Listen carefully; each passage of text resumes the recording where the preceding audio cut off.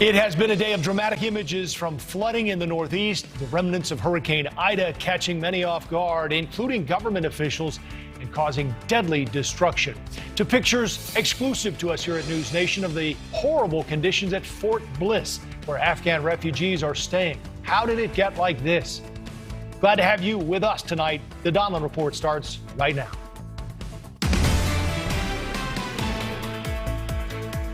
Good evening. We have a lot of powerful video and images to share tonight, including the devastating flooding in the Northeast. The remnants of Ida blasted through the region overnight, leaving feet of water in some areas. The water brought the New York City subway system to a halt. The death toll is at 45, at least, at this point tonight. We have pictures of another situation that's unfolding at our southern border. Take a look at these pictures from Fort Bliss in El Paso, Texas. Hard to look at, but this is where the U.S. is housing some of the refugees who were evacuated from Afghanistan. Joe Khalil will join us and have more on that report ahead. Meantime, in the southern Mexico state of Chiapas, Mexico's National Guard rounded up a group, some 200 migrants, including pregnant women and children. They were apprehended when they took shelter during a heavy rainstorm. And Mexican authorities are also warning more so-called migrant caravans are still approaching the U.S.-Mexico border, with hundreds, if not thousands of people, many of them walking toward the border across from El Paso and also McAllen, Texas. What's more, there is new reporting from Axios that the U.S. government has lost contact with thousands of migrant children released from its custody. Roughly 1 in 3 calls to migrant children or their sponsors went unanswered, leaving a gap, one official acknowledged, in efforts to help them. That's where we start tonight. We have Congresswoman Nancy Mace with us from South Carolina. She just visited the border this week. We'll get her thoughts in a minute. But first, Marky Martin joins us with more on this situation that's emerging in Mexico. Marky, tell us more about this video we're seeing from Mexico. Yeah, good evening, Joe. This is without a doubt one of the most violent videos that we have seen thus far. I mean, chaos just erupts. You have this group of about 200 migrants trying to make their way from the southernmost tip of Mexico all the way up to the United States. So that's just to the west of the Guatemala border. And what you're seeing here, you're watching the video play out on the screen. You're seeing a lot of those migrants clash with these officers and these agents. A lot of those migrants throwing stones at those agents.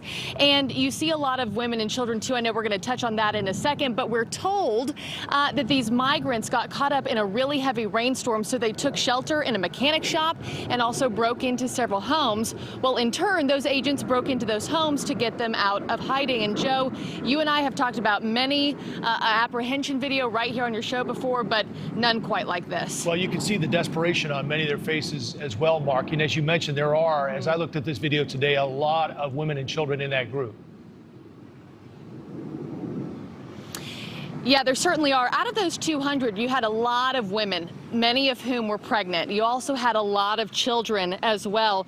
And that group of 200 was trying to make it closer to Mexico City, where they were hoping to seek out expedited asylum proceedings. And also, just so you know, those agents that you're looking at, those are members of Mexico's National Guard. And, you know, they were ordered there. 14,000 troops have been deployed. This raid that you're seeing has happened after the U.S. Supreme Court, of course, ordered that Trump's Remain in Mexico policy be reinstated under the Biden administration. So now you have these 14,000 troops, and because of that, you know, they've been ordered by their Mexican president to stop any of these caravans, migrants that are making their way through Mexico and into the United States, and tensions are certainly rising. Joe, we're starting to see these kinds of scenes every day. Marky, what more can you tell us about this report we mentioned where 1 in 3 unaccompanied minors who've been released into the custody of a sponsor here in the U.S. they were unable to get in touch with? So according to an exclusive from Axios that dropped just this week, 1 in 3 phone calls made to migrant children who were released in the United States to either be reunited with a family member or an American sponsor, those phone calls went unanswered. And those phone calls were made between January and May. And just so you know, we can tell you care providers made almost 15,000 phone calls, and almost 5,000 of them were answered. That doesn't even begin to cover it because, let me break down these numbers. just even further. In those first 5 months of the year, Joe, more than 65,000 unaccompanied children crossed into the United States, and HHS discharged 32,000 of them. You have 32,000 children, 15,000 phone calls. You got to make double the phone calls to even check on them to make sure that they're okay. And, lastly, just wrapping this up, our request for comment from HHS today went unanswered, but certainly raising a lot of questions as to how well the United States government can even care for these kids once they cross the border and are living here. Right. Joe? And just a clarification, Marky, 5,000 of the calls went unanswered, correct? Of the 15,000. Almost 5,000 calls went unanswered out of the 15,000 that were made. All right, Yes. Marky Martin, thank you very much for the report. I want to welcome in now Representative Nancy Mace of South Carolina. She went to the border herself this week to see it firsthand. It's good to see you again, Congresswoman. My first question, I guess, is one you've probably heard. What's a representative from South Carolina doing in Laredo, Texas? Well, imagine this in Charleston, South Carolina, the area that I represent. We have the Border Patrol Training Academy located in my district. And, illegal immigration doesn't just affect the border towns of Texas or any of other southern border states. It affects the entire country. I know in my state of South Carolina, we have an opioid crisis. In fact, in my hometown of Goose Creek, you probably have never heard of it. It's a very small town in South Carolina. We had a major human trafficking bust there about 1.5 to 2 years ago. We have sex trafficking issues, human trafficking, and drugs. All of that, much of that coming from our southern border. And it's one thing to read about it in the news or watch it. It's another to be there in person to see it firsthand. Well, that answers the question because I've already learned something. I didn't know about the Border Patrol training facility in South Carolina, so it's a good start for us. Let's move on to the trip, Congresswoman. What did you see? What did you go there to see? Well, I wanted to see the circumstances under which our Border Patrol is working. To see their morale has caved so much in the first 8 months of this year. They feel like many of them feel like there's no mission statement. To see the lack of border security, to see how strained the resources are of the city of Laredo, where I was. The city of Laredo is the only city to sue the federal government because of the strains of the illegal aliens. To see the examples of stash houses, they use stash houses now all across the border to put the illegal aliens in as they wait to go on to other cities across the country. We witnessed, I'm gonna guess, between 40 and 50 different illegal aliens trying to cross. One was via a truck. Laredo and I-35 runs from Panama all the way to Canada, and Laredo is the largest truck traffic on the southern border in Texas. But there were several immigrants that were trying to cross over hidden in a massive 18-wheeler. We saw along the Rio Grande multiple groups that the Border Patrol was tracking that were trying to cross over, the largest group being 33 people trying to cross over the river in the middle of the night. What did the Border Patrol agents tell you? Well, it's a very tough job. The ones who are very new on the job, there's so much enthusiasm. And in fact, even the ones that have been doing it for 20 plus years, there's enormous patriotism and enthusiasm about the job. But there's no doubt that their resources are strained. They need more manpower. They need more technology. One of the things the administration did on one of the first days of the administration is stop building the wall. In a place like Laredo, that region where it's 135 miles, they'd already funded 70 miles of wall, which would free up many Border Patrol agents to work together. Many of those agents are working out there alone in their own vehicles, and they're usually overrun by multiple groups of illegal immigrants throughout their shifts every single day. Yeah, and I know that the National Guard in Texas has sent 1,000 troops down there to build at least temporary structures in parts of Texas, and they're raising a lot of money to do it. Let me ask you, Congresswoman, what you're doing with the information that you gathered down there in Laredo. What do you do with it now? Well, I'm communicating it back home to my constituents, and I am encouraging my colleagues as well. I don't care if you're a Republican or a Democrat. I met with Republican and Democrats who were elected and unelected while I was in Laredo. This is not a Republican versus Democrat issue. This is an American issue, and we are a very compassionate country, but we have incentivized a massive problem, hundreds of thousands of illegal immigrants coming across the border every single month. It's 1.4 million. It is a massive strain on our economy, where we're talking about healthcare, education, the spreading of COVID-19 and the Delta variant, for example. 40% of the illegal aliens coming across our border, they estimate, have COVID-19. And so we're talking about our healthcare system and education in this country and our economy. It puts enormous strains, not just across our southern southern border, but every single city across the country. You mentioned both sides of the aisle. In one of your tweets, you say it's a national security and a humanitarian crisis. When you mention both sides of the aisle, I just come back to this all the time. Why can't Congress figure this out and come up with a functional plan that makes sense? Well, Congress is completely dysfunctional right now. I mean, there are very few Democrats that have visited the border this year or in the last couple of years. In fact, I had an amendment today in Oversight Committee over this $3.5 trillion that we're trying to figure out how we're all going to spend. I wanted to spend a little bit of money, about $25 million, to figure out what assets we left to the Taliban and how we could get them back and recruit them. And it was a completely partisan vote. No Republican amendment was allowed to pass on any of the spending measures. These are, I believe, bipartisan measures. It's just a very dysfunctional place right now, and it makes me sad for our country. It is sad to hear. Representative Nancy Mace, it's great to have you with us again tonight. Take care. Thank you, as always. Staying near the border now, Fort Bliss in El Paso, Texas, where many Afghan refugees are taken for their first stop in the U.S. We have exclusive images obtained by News Nation that show deplorable conditions at this facility, including bathrooms infested with bugs, floors caked in mud and rust, clogged sinks. These are hard to look at. Joining me now for more on this is News Nation's Joe Khalil. Joe, what can you tell us about the situation at Fort Bliss? I guess my first question is, do we know when those pictures were taken? Not sure when those pictures were taken, but certainly within the last 2 weeks or so. I can't get more specific than that. But yeah, Joe, I mean, that's the condition that they're in now. And remember, these Afghans were fleeing desperation. Now about 3,000 of them, 3,300 to be exact, are living temporarily in Fort Bliss, waiting to be housed somewhere else. And those pictures there sort of speak for themselves. I mean, those conditions, as you mentioned, they're pretty awful. You can see, I mean, that's where they have to go to the bathroom. That's where they have to shower. And you see the flies all around. And as you mentioned there, the mud sort of caked on the ground there. That may not even be the worst of it. What we're hearing from at least one Afghan woman who is there now, and from also an advocate of her who we spoke with here, she says that they haven't even gotten a lot of the basic necessities. She says still waiting for toothbrushes, things like razors while they're there. She said in one case there's a woman who said that in the last 2 weeks she hasn't gotten a change of clothes. She is literally now wearing at Fort Bliss the same clothes she was wearing on the flight from Afghanistan to the United States.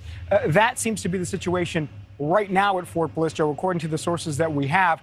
And again, those images really speak for themselves. Joe, the first thing we thought of when we all heard this today wasn't Fort Bliss under investigation a little while ago for poor conditions when they were housing migrant children? Yeah, when they were housing some of those unaccompanied minors that were coming from Central and South America, there was an investigation there. The situation was a little bit different because what was being investigated there is it was basically a tent city, and you had these teenagers sleeping on floors and living in what was quite literally tents. So we know the situation now is a bit different. They have rooms, but they're just sleeping on little mats. And again, we've described the situation. The advocate for some of these Afghan families that we talked to said she describes it sort of like prison life. Those were her words, her comparison. But she said they basically go outside for a little while. They get outdoor time, and then they have to go back into the small rooms that they're living in, about 10 to 12 per room, and they get food. That is basically it. They haven't gotten a lot of other essentials. Again, we hear they're waiting for things like detergent. The Afghan woman said she was told that they would come around and give some of these essentials, but in about 3 days, she hasn't seen anybody come around. So really concerning. We know at least one member of Congress from New Mexico, from a neighboring district, said that she is wanting to call for an investigation and oversight, trying to get inside of Fort Bliss to see what is going on there and why we're seeing the conditions that we're seeing right there on the ground. All right, Joe, we'll see if your reporting does in fact lead to changes there at Fort Bliss. Joe, thanks very much. The remnants of Hurricane Ida catching many off guard last night. Devastating flooding in parts of New York, New Jersey, and Pennsylvania, causing deadly destruction as well. I'll speak with a Philadelphia City Council member ahead. I hope you weren't craving a McFlurry, because apparently there's a very good chance the machine is down. Why the feds are now getting involved in the McDonald's dessert debacle. Don't forget, you can follow us on social media at the Donlon Report on Twitter.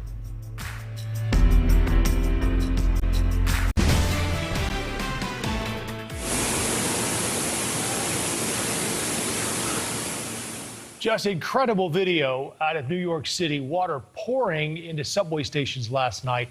The historic and devastating floods from the remnants of Ida seemed to catch a lot of people off guard. At least 45 people were killed as the storm battered the Northeast with tornadoes, record rain, and that number is expected to grow. Flooding left the area swamped and under states of emergency. TD Bank Ballpark in Bridgewater, New Jersey. Take a look at that.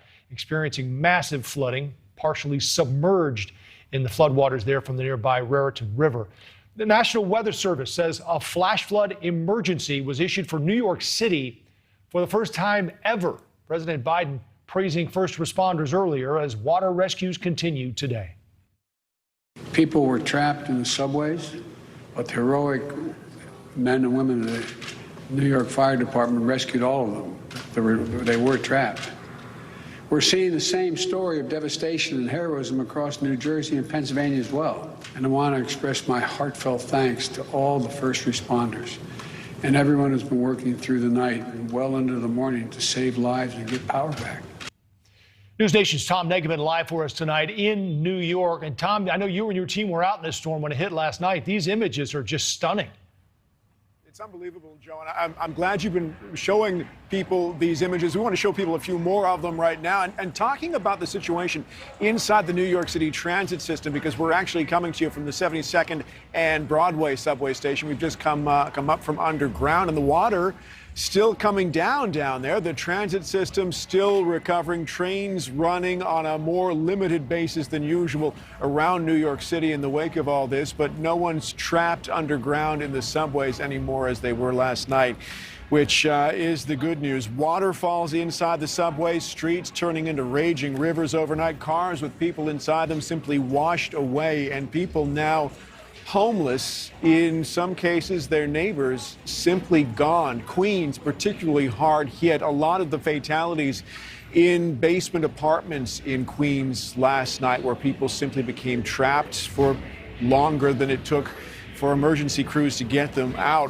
Rain like New York has literally never seen before. The 24-hour rainfall record in New York Central Park, set 10 days ago by Tropical Storm Henri, shattered just last night, which local officials say tells them a whole lot about the state of our infrastructure here nationally, vis-a-vis the change in climate globally. And some new numbers that I know you've been reporting, Joe, coming out of New Jersey. That state's governor telling us not long ago that they're revising the estimated death toll upward to 23 now. Even that expected to rise. 13 fatalities here in New York City, among them a 2-year-old boy, a toddler. A lot of cleaning up to do, but the bulk of the rescues, at least for now, Joe, are behind us. Tom, in Chicago anyway, I felt like a lot of us sort of exhaled after Ida had hit New Orleans. Maybe that was the worst of it. Was the impression there that this was going to be as bad as it was? Right, such a good question, you know, because here, same understanding, same concept. We knew this was coming. No one would have believed it could have been this intense, although we knew it was bad. And we reported here this time last night that New York City, parts of Connecticut, Philadelphia, were right in the bullseye of the system as it moved through up the I-95 corridor toward New England. But no is the short answer, Joe. No one anticipated this. Wow. News Nation's Tom Negaman live for us tonight in New York with some just staggering pictures. Tom, thanks for the report.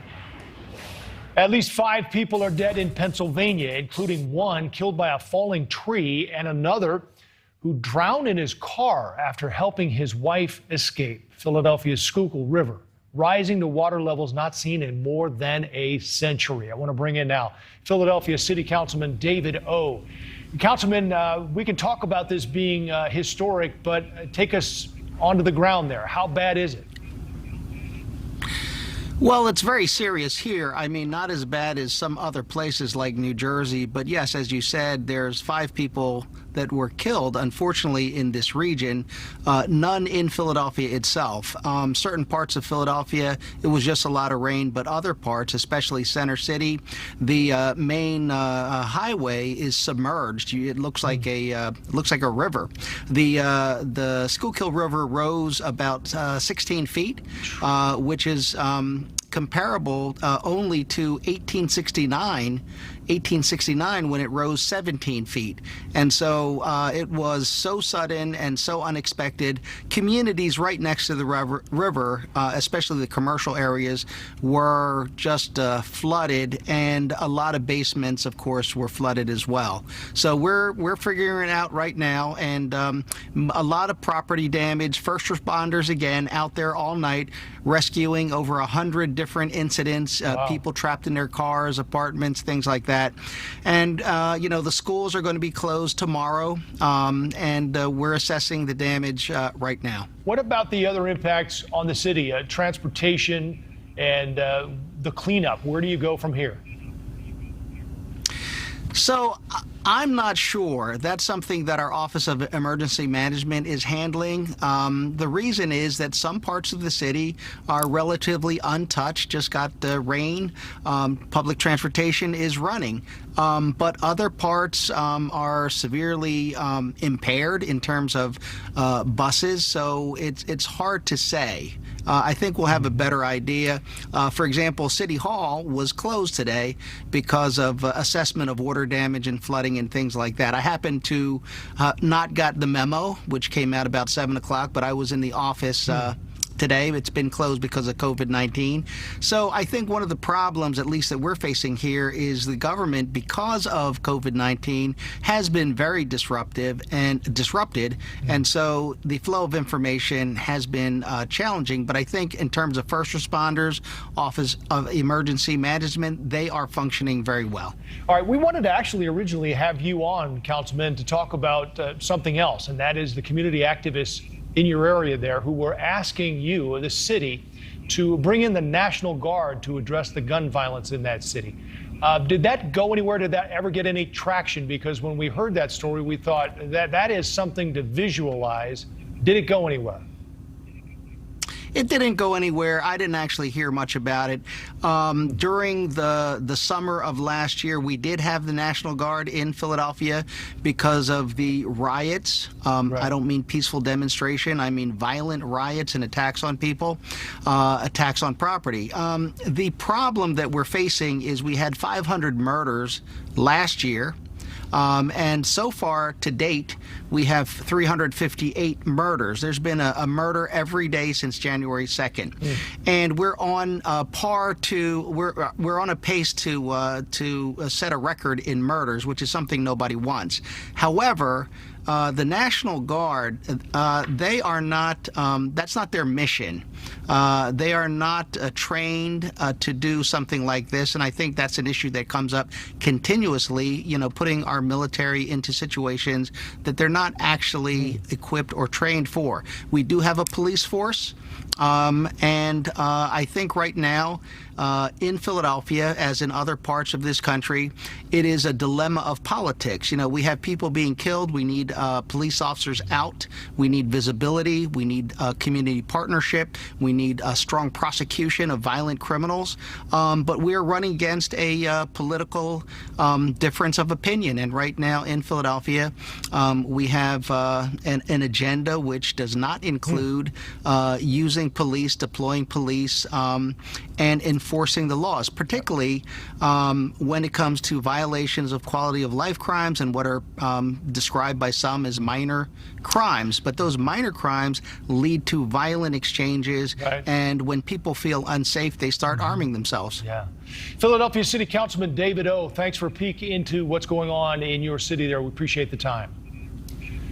Working with the enemy, that's what the U.S. government is now tasked with as it attempts to bring all Americans home. But what kind of leverage do we have? I'll ask Congressman Mike Boss next.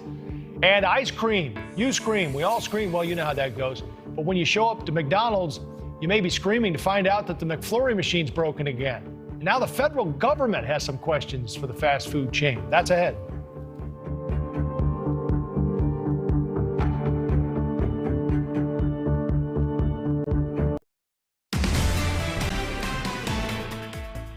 Here are a couple of headlines on Afghanistan. First, a look back from November 2001 in the New York Times. Kabul braces again for new rulers. After an international military campaign, the Taliban, which gave Osama bin Laden and al-Qaeda sanctuary, was out. Now this, right now on the New York Times website, Taliban takeover in Afghanistan.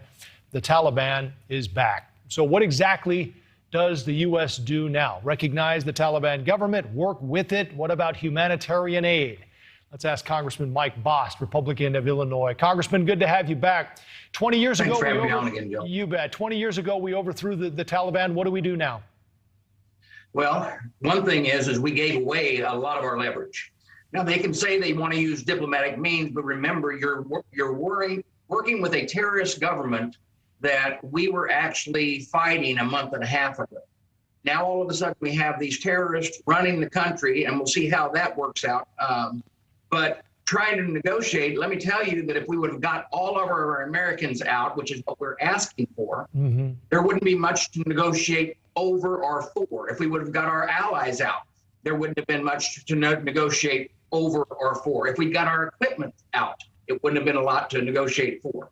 So now we're in a situation where the administration is claiming one thing, but they've claimed a lot of things, that they have leverage. I don't see how you have leverage because we're dealing with a group of people that don't think like we do. What they understand is they have something that we would want, our American citizens. Sure. Now all of a sudden they're going to ask for a ransom. And that ransom may come in humanitarian aid, but it's still ransom. Well, I mean, at some point, we do need to work with them, do we not, Congressman, to get the people who are still in Afghanistan out?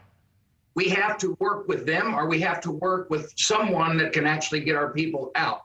My fear is, and it is the sense of Congress, or it is trying to be the sense of Congress of those veterans who actually served in Afghanistan over these years, to not recognize them as a government. The concern is that you have a government still trying to fight in the north. They claim they ran. Well, that's because when you take everything away from the group, then you run. Now, that doesn't mean we want to go back in. Right. But we still need to have some intelligence on the ground, and we need to make sure that we actually get our citizens out. Right. Let me play a little bit from the White House today. They talked about working with the Taliban. Here's a clip. We'll talk after. No one is saying from the federal government, no one, the president, the secretary of defense, no one from the intelligence community, that the Taliban are good actors, right? We are not saying that. That is one of the reasons we are being so clear that we are not rushing to recognition. We will be watching clearly. So, Congressman, do you think it would have helped to keep the embassy? Should we have kept a presence there? Is it good or bad for us to not have anyone on the ground? It would have helped if we would have kept our base at the other air base. And we would have been, because we would have had an opportunity to have that secure. That doesn't mean you have a forever war. But remember, we have kept a presence in Korea. We've kept a presence in Japan. We've kept a presence after war so that we can deal and negotiate. Now we are so far away. This over the horizon thing we're way over the horizon, and to try to do any negotiation or try to use our forces if we need to, if we identify where some of our people are to get them out, if all of a sudden the Taliban does not meet the request, which is to make sure that our people with passports continue to come out. We have too many stories right now of people being beat, people being murdered. And this Congressman, tell us a little bit about... You don't change leopard spots. Right. Tell us about your effort this past week to try to get the Biden administration to release the numbers, the people who are still there, and how we get them out. Well, let me tell you what we did. We brought together all the veterans from the Republican side of the aisle, and Representative Gallagher prepared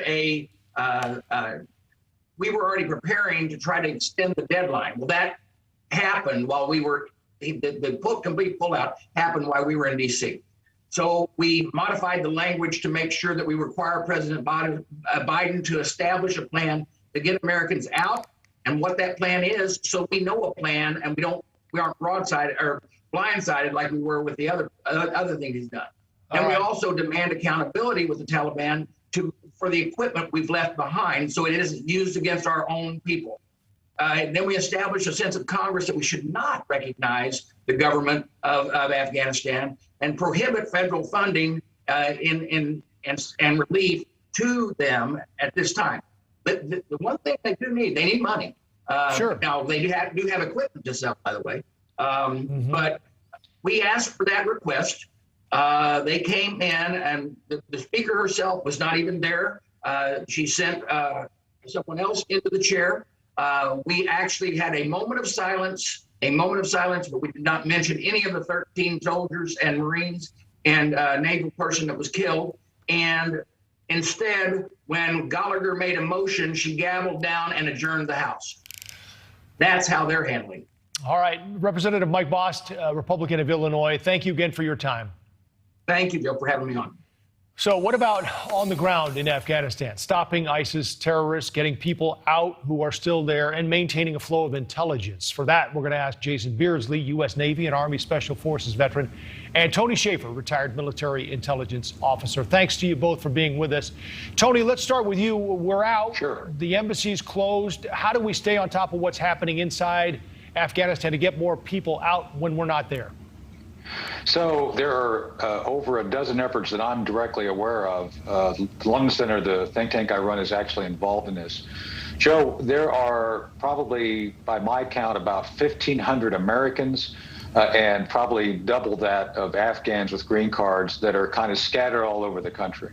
There are people on the ground organizing this. There are people trying to organize air bridges to get them out. The biggest problem we're facing is our own State Department. They're refusing to actually act in good faith to allow these private efforts. Some of these are well funded for the necessary reasons to actually have adequate security and airlift. And the issue is not the Taliban at this point, although I think that's coming.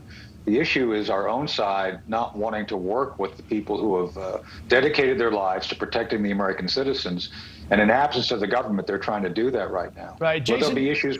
Yeah. Yeah, Jason, how do we work in a country where we don't have people, we don't have an embassy, and as far as I know, we don't have an airport? Right.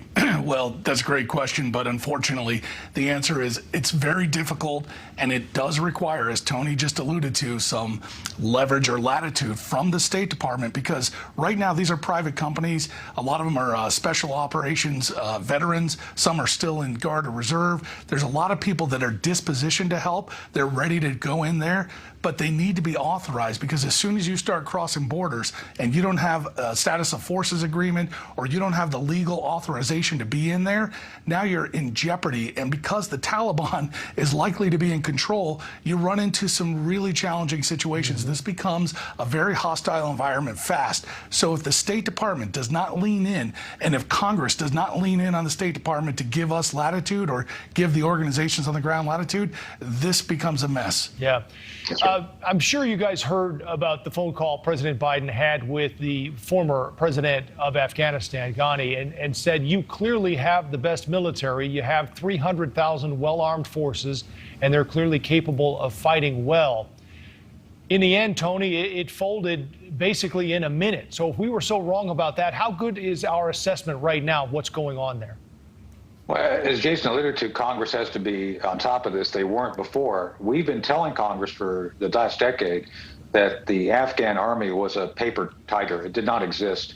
And I think those in this, and I've talked to a number of DIA analysts and special operations guys still in. This was not a surprise. These people were trying to warn the White House the moment that there's any friction between the Afghan army and the Taliban, is going to collapse. So again, I don't know why Jane Saki continues to say that they didn't know this. They did know this. This was something they knew. The question becomes, how do we account for the failure? I know whistleblowers who are going forward. The one I helped, Danny Davis, Lieutenant Colonel, went to Congress and said, all these stats you're getting from the Pentagon, they're false. And so there's been an effort to expose this kind of constant deception of the strength of the Afghan military and the government. And I think it's sad. It's something that both, this is not partisan. Multiple administrations of both parties went along with this. Yeah. So let me get final thoughts from both of you and tap into your intelligence knowledge. Jason, we'll start with you. What worries you the most moving forward?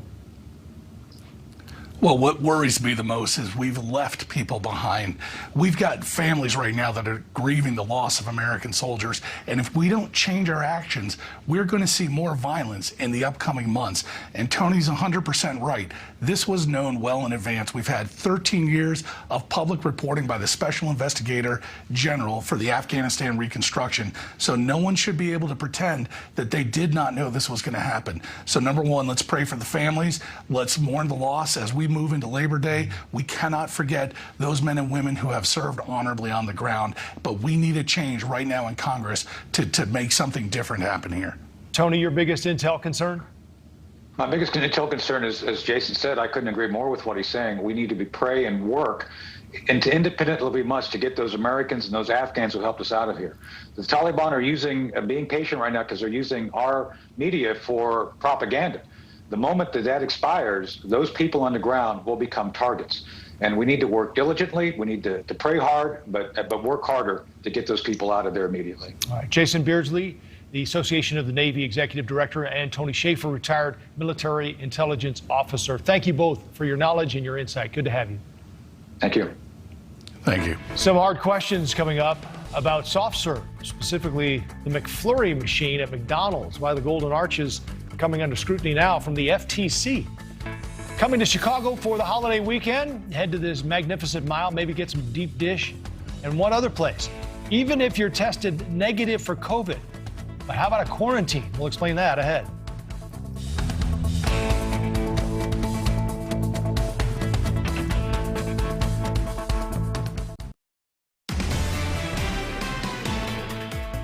Rest assured, everyone, our government is on it. A massive infrastructure bill, ending America's war in Afghanistan, and now the pernicious lack of working McFlurry machines at your local McDonald's. Some on social media have had a lot to say about this.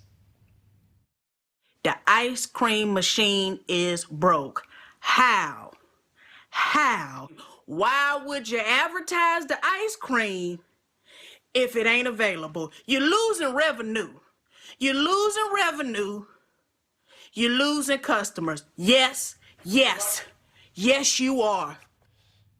And now the Federal Trade Commission is getting involved. So is Heather Haddon. She's a Wall Street Journal reporter who has been reporting on this McFlurry mystery.